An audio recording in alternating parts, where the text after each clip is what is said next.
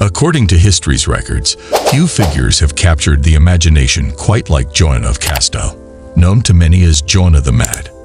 Her story is one shrouded in mystery and intrigue, with questions lingering about the true nature of her mental state. Was Joanna genuinely mad, or was she a victim of circumstance and political intrigue? To truly understand her story, join us as we unravel the truth behind this captivating historical figure. Born on November 6, 1479, Joanna was the daughter of King Ferdinand II of Aragon and Queen Isabella I of Castile, the renowned Catholic monarchs who sponsored Christopher Columbus's voyages to the Americas. From a young age, Joanna exhibited signs of intelligence and curiosity, traits that were encouraged by her parents. However, her life took a dramatic turn when, at the tender age of 16, she was married off to Philip the Handsome, the Duke of Burgundy, in a politically motivated union.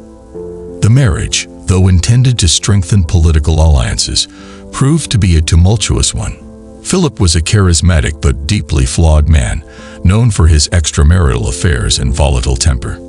Joanna, sensitive and impressionable, found herself caught in the midst of her husband's indiscretions and the cutthroat politics of the European courts.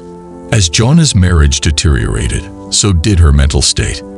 Accounts from the time describe episodes of melancholy and erratic behavior. She became increasingly withdrawn, refusing to eat or interact with others. The whispers of courtiers and rivals soon grew into a cacophony of rumors, painting Joanna as a madwoman unfit to rule. In 1506, tragedy struck when Philip the Handsome died unexpectedly, leaving Joanna a widow at the age of 26. Bereft of her husband and grappling with her mental health, Joanna's life became a series of seclusions and occasional public appearances marked by erratic behavior. Her father, King Ferdinand, seized the opportunity to assert his control over Castile, declaring Joanna unfit to rule and effectively imprisoning her. The question of Joanna's madness became a potent political tool.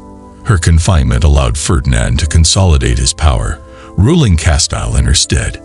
Yet even in her seclusion, Joanna's plight elicited sympathy from some quarters. Many questioned the validity of her confinement, suspecting ulterior motives behind Ferdinand's actions. Joanna's fate took a further tragic turn when her beloved mother, Queen Isabella, passed away in 1504. With Isabella's death, Joanna lost a staunch advocate who might have championed her cause. The absence of her mother's guiding presence deepened Joanna's isolation and despair. In 1516, King Ferdinand died, leaving the Spanish crown to his grandson, Charles I of Spain, who would later become Emperor Charles V of the Holy Roman Empire. Joanna's fate, however, remained unchanged.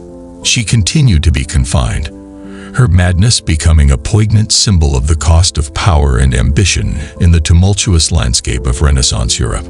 Historians and psychologists have long debated the true nature of Joanna's mental state. Some argue that her symptoms align with various psychiatric disorders, while others posit that her behavior was a result of intense grief, trauma, and the stress of her circumstances. Regardless of the diagnosis, Joanna's story serves as a stark reminder of the vulnerability of even the most powerful individuals in the face of political machinations and personal tragedies. In conclusion, the question of whether Joanna of Castile was truly mad remains unanswered, lost to the sands of time. What remains indisputable, however, is the impact of her story on the pages of history. Joanna's tragic tale continues to captivate the imagination, inviting us to ponder the complexities of mental health, power, and the human spirit in the face of adversity.